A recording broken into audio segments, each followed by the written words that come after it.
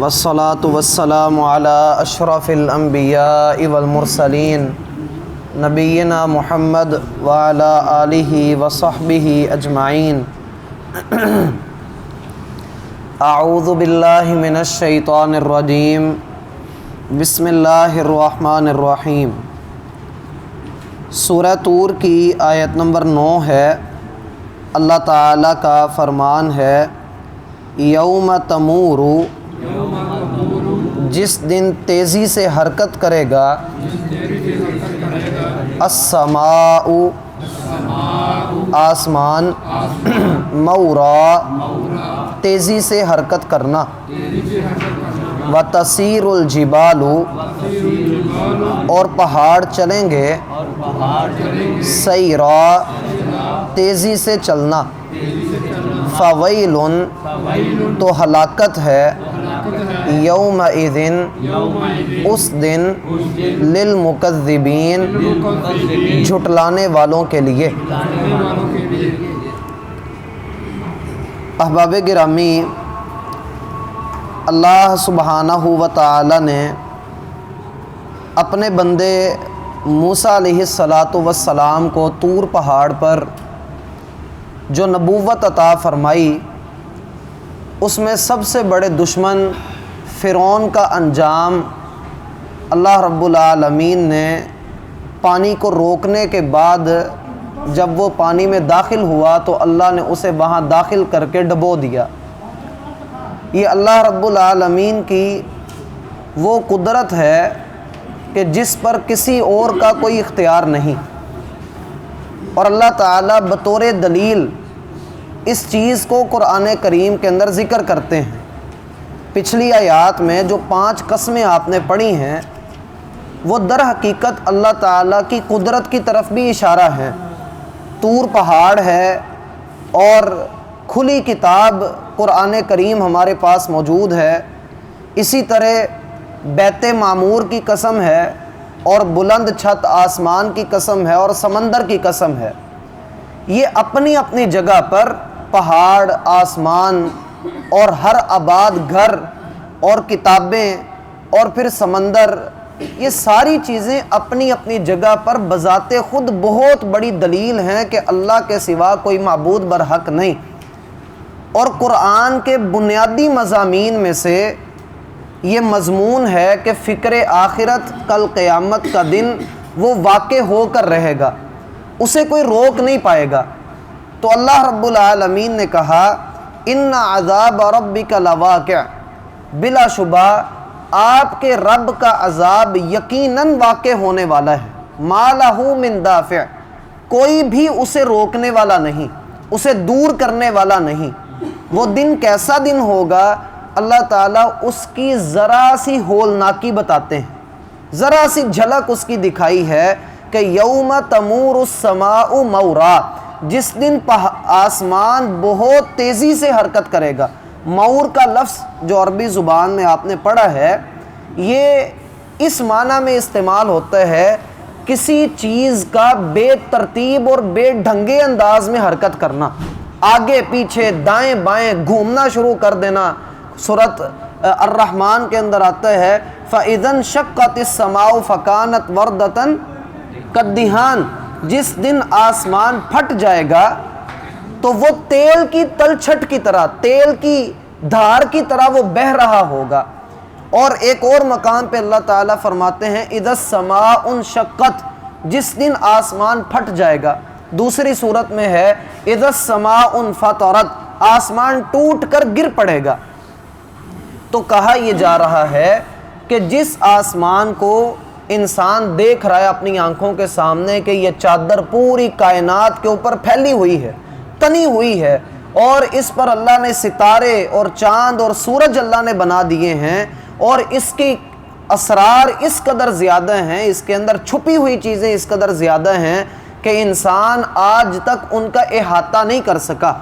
ستاروں کے ایسے ایسے جمگھٹے اللہ تعالیٰ نے بنائے ہیں کہ ہمیں صرف وہ دب اصغر اور اکبر ہی نظر آتا ہے، جو 7 ستاروں کے 2 مجموعے ہمیں آسمان پہ نظر آتے ہیں۔ ہم اس کو دیکھ کر حیران ہیں کہ اللہ نے یہ کیسی ترتیب میں بنا دیے۔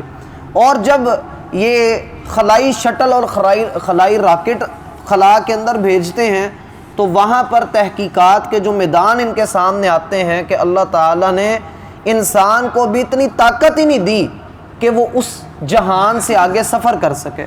سو اللہ رب العالمین نے یہ بات کہی کہ یوم تمور السماء مورا، جس دن آسمان بڑی شدید حرکت کرے گا، تیزی سے حرکت کرے گا.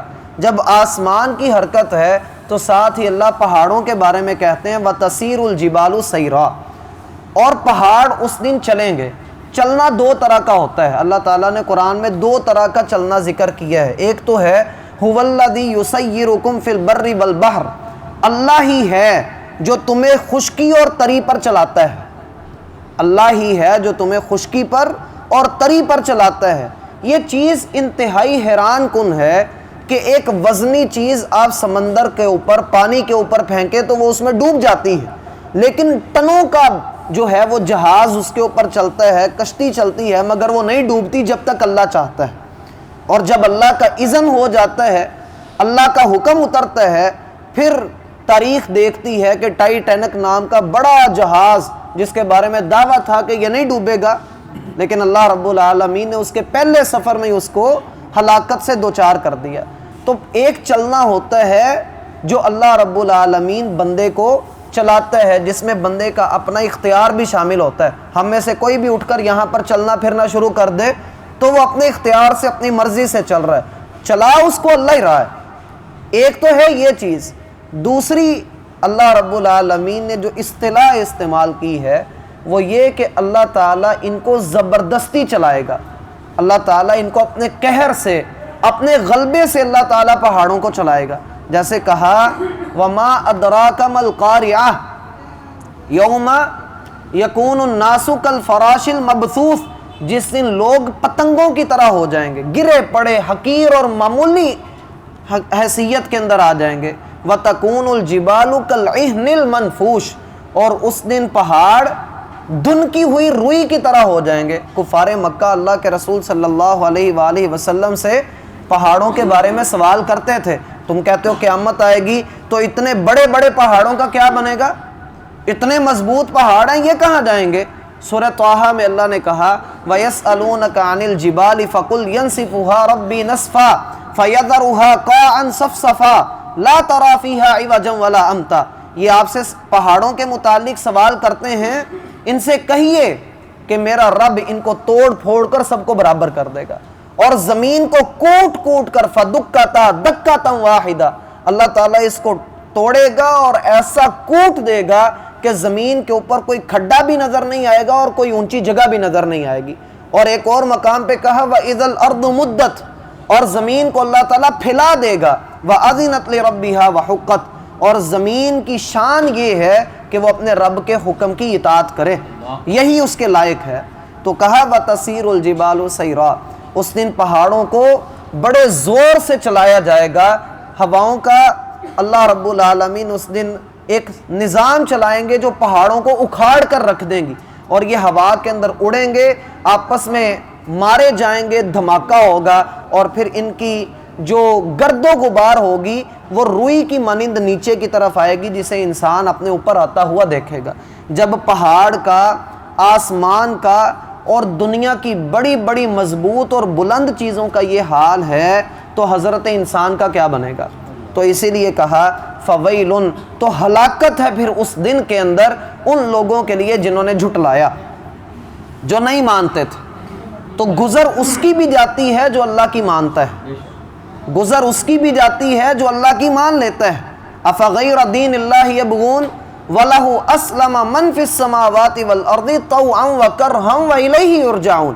کیا یہ اللہ کے قانون کے علاوہ کسی اور قانون کی تلاش میں ہے؟ جبکہ زمین و آسمان میں سب پر اللہ ہی کا حکم چلتا ہے، چاہے کوئی خوشی سے مانے چاہے کوئی ناراض ہو کر مانے، ماننا سبھی کو پڑے گا. ان کل من فی السماوات والارض الا آتی الرحمن عبدا، جس دن سور پھونک دیا جائے گا اس دن سب کے سب، خواہ وہ آسمان میں ہے خواہ وہ زمینوں میں ہے، سب کے سب غلام بن کر اللہ کے سامنے کھڑے ہوں گے. صحیح بخاری میں کہا کہ کل قیامت کے دن اللہ تعالیٰ ساتوں آسمانوں کو اور ساتوں زمینوں کو اللہ تعالیٰ اپنے ہاتھ پر اکٹھا کر لے گا، اور پھر اللہ دنیا کے بادشاہوں کو اپنے سامنے کھڑا کر کے پوچھے گا لمن الملک اليوم، آج کے دن بادشاہت کس کی ہے؟ تو جب کوئی جواب نہ بنے گا تو اعلان کیا جائے گا للہ الواحد القہار، اللہ واحد و قہار کے لیے ہے، جس کا کوئی ثانی نہیں، جس کا کوئی ہمسر نہیں۔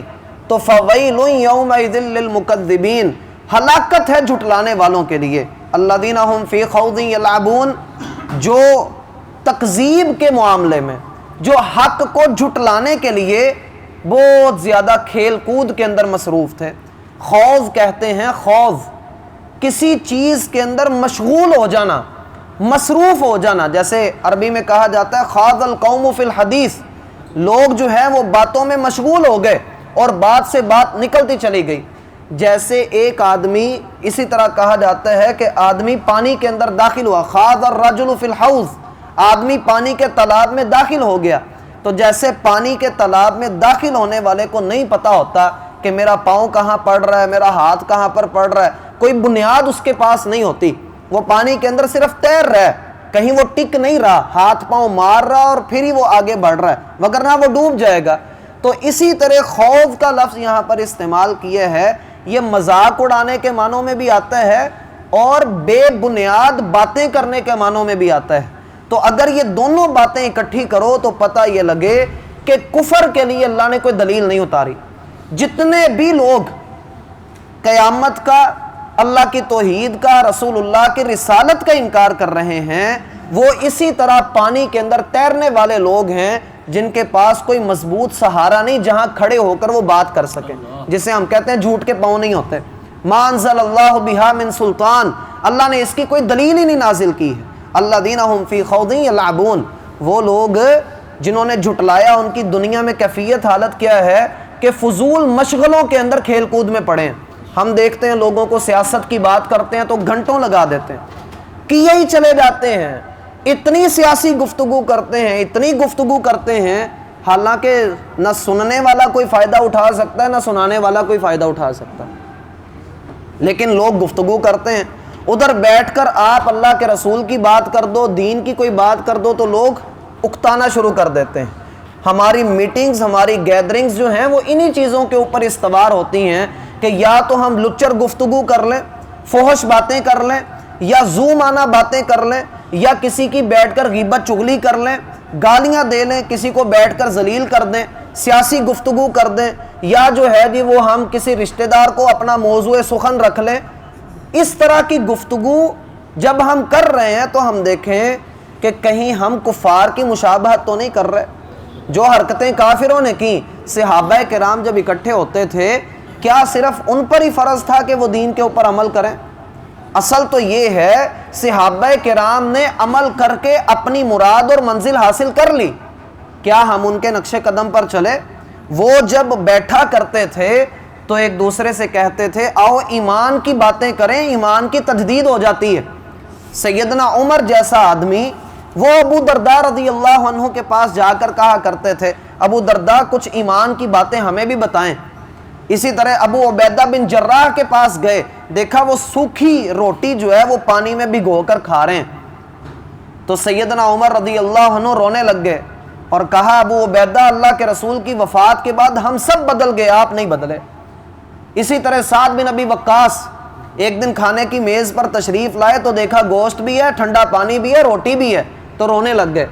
گھر والوں نے کہا روتے کیوں اللہ کی نعمتوں کو دیکھ کر؟ تو کہا رسول اللہ کے زمانے میں جب شیب ابی طالب میں ہمیں محصور کیا گیا تھا، بھوک سے میں نڈھال تھا، کھانے کو کچھ نہیں تھا، تو چمڑے کا ایک ٹکڑا مل گیا مجھے، میں نے اسے پانی میں ابالا کہ نرم ہو جائے تو چلو میں یہ چمڑے کا ٹکڑا ہی کھا لوں، تو میں نے کھانے لگا تو وہ ربڑ کی طرح لمبا ہی ہوتا چلا گیا، حتیٰ کہ میرے ہاتھ سے چھوٹ کے میرے منہ پہ لگ گیا آ کے۔ تو یہ کیفیت حالت تھی، اور آج اللہ نے مجھے اتنا نواز دیا، یہ اسلام کی نعمت ہے۔ تو ہم دیکھتے ہیں کہ ہمیں اللہ نے کتنی نعمتوں سے نوازا ہے، اور باوجود اس کے ہم غفلت کا شکار ہیں۔ اقترب للناس حسابهم وهم فی غفلۃ معرضون، لوگوں کے حساب کا وقت سروں پہ آ پڑا اور وہ غفلت میں ڈوبے ہیں۔ الذین هم فی خوض یلعبون یوم یدعون الی نار جہنم، جس دن وہ دھکیلے جائیں گے، توجہ ادھر رکھو، یوم یدعون الی نار جہنم دعا، جس دن وہ سختی سے دھکیلے جائیں گے جہنم کی آگ کی طرف۔ سیدنا عمر نے جب یہ آیت پڑھی 18 دن کے لیے بیمار ہو گئے تھے اور پتہ نہیں لگتا تھا کہ بیماری کیا ہے۔ ایک آدمی کے گھر کے قریب سے گزر رہے تھے، وہ اندر تلاوت کر رہا تھا، ایک روایت میں آتا ہے کہ اس کے گھر کی دیوار کے ساتھ ٹیک لگا لی اور آہستہ آہستہ گرتے ہی چلے گئے۔ گھر والوں نے اٹھا کر گھر پہنچایا تو پہنچتے پہنچتے بخار چڑھ چکا تھا اور کسی کو نہیں سمجھ آ رہی تھی کہ بخار کی وجہ کیا ہے۔ یوم یدعون الی نار جہنم دعا، جس دن وہ دھکیلے جائیں گے اور ان کو جو ہے وہ جہنم کے اوپر پیش کیا جائے گا، تو کیا میں قرآن کو سن کر ڈر جاتا ہوں؟ جسم کے اوپر کپ کپی طاری ہوتی ہے، جیسے اللہ تعالیٰ نے کہا کہ تقشعر منہ جلود الذین یخشون ربہم ثم تلین جلودہم وقلوبہم الی ذکر اللہ، کہ اللہ کی کتاب کی تلاوت جب کی جاتی ہے تو اللہ کے بندوں کے جسم کے اوپر کپ کپی طاری ہو جاتی، ان کے یہ روئیں روئیں کانپ اٹھتا ہے، بال کھڑے ہو جاتے ہیں ان کے۔ ثم تلین جلودہم وقلوبہم الی ذکر اللہ، پھر ان کا جسم، ان کے دل، ان کے اعضاء جھک جاتے ہیں اللہ کی یاد کے لیے۔ اور جو پتھر دل ہوتا ہے، نبی علیہ السلام نے کہا لوگ 3 طرح کے ہیں، صحیح بخاری کی حدیث ہے، لوگ 3 طرح کے ہیں۔ ایک وہ جیسے کسی زرخیز مٹی کے اوپر بارش ہوئی تو وہ بارش ہونے کے بعد مٹی سے پھل پھول اور پودے نکلے تو اس کو بڑا فائدہ ہوا، اس زمین کو بڑا فائدہ ہوا، تو یہ ان لوگوں کی مثال ہے جن پر اللہ تعالیٰ ہدایت اتارتا ہے، وہ اسے قبول کر کے اس کے اوپر عمل کرتے ہیں اور اللہ کے ہاں سرخرو ہوتے ہیں۔ دوسرے وہ لوگ ہیں کہ جنہوں نے علم کو قبول تو کیا، اللہ کی بارش کو قبول تو کیا، لیکن آگے پتھریلی زمین تھی اور وہ وہاں سے زمین بہہ کر کسی کھیت کے اندر چلی گئی، اس نالی کے اندر سے، پتھر کی نالی سے ہو کر وہ کسی کھیت کے اندر چلی گئی۔ تو یہ علماء کی مثال ہے کہ وہ خود بھی فیض حاصل کرتے ہیں اور دوسروں کو بھی فیض پہنچاتے ہیں، کتابیں لکھ کر، تقاریر کر کے اور لوگوں کو پڑھا لکھا کر۔ اور تیسرے وہ لوگ ہیں کہ بالکل ایسے پتھر کی پلیٹ کی طرح ان کی حالت تھی، پانی برسا، نہ پانی جذب ہوا نہ بہہ کر کہیں گیا، بلکہ ادھر ہی پڑا پڑا خشک ہو گیا اور ان کو نہ کوئی فائدہ ہوا نہ وہ کسی اور کو فائدہ پہنچا سکے۔ تو اللہ تعالیٰ ہمیں سمجھنے کی توفیق عطا فرمائے۔ آگے اللہ کہتا ہے ہادہ النار اللاتی کنتم بہ تکذبون، یہی وہ آگ ہے جسے تم جھٹلایا کرتے تھے۔ اللہ تعالیٰ ہم پر اپنی رحمت کرے اور سمجھنے کی توفیق دے۔ اس کو انشاءاللہ کل مزید دیکھیں گے۔ سبحانک اللہم و بحمدک اشہد ان لا الہ الا انت استغفرک و اتوب الیک۔ ہاں جی، اور رہ گئی بھی